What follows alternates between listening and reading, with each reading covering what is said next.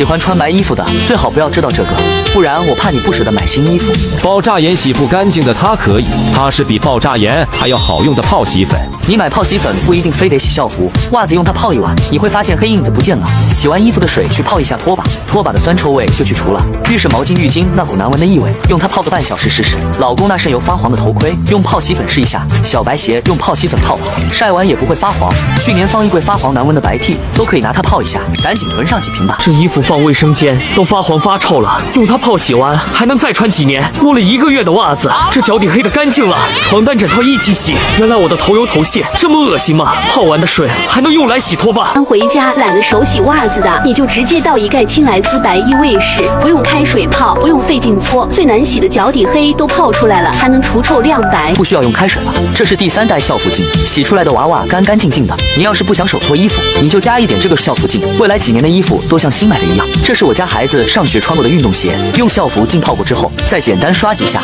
就这么干净亮白。洗袜子的时候放一点，就连最难洗的脚底黑都泡出来了，还能给袜子杀菌99.9%，再用来泡家里发黄变旧的白 T， 还有熊孩子上学的书包。才发现原来这么脏。为什么校服净比爆炸盐好用？因为大几百的衣服用它泡完是这样的，而用爆炸盐泡完就会损伤衣服材质。你只要用校服净泡过一次衣服，你就会忍不住去泡老公又酸又臭的毛巾，睡过的枕头套，才会发现原来这么脏。如果你也爱穿白衣服，爱穿小白鞋，用洗衣液洗衣服洗不掉顽固污渍的，那你一定要知道这个。衣服穿脏发黄的，你就用它泡个10几分钟，拿出来轻轻一搓，就这么干净。不管是酱油渍、蚝油渍还是水果渍，都可以用它来洗。大人小孩的衣服都能用，洗完还有一股淡淡清香。今天所有粉丝，你要跟好我的节奏，因为错过今天再也没有了。衣物净已经不需要用开水啦，这是第3代衣物净，它是机洗可用配方，不需要开水冲开，洗完的衣服一样干净又柔顺。不管是衣服上的油渍汗渍，还是枕套发黄白 T 发黄，泡完干干净净的，还有淡淡的花香。这是泡了2个小时的书包，用法就是直接倒一点，用温水直接冲开，深层的泡泡可以泡家里的任何东西，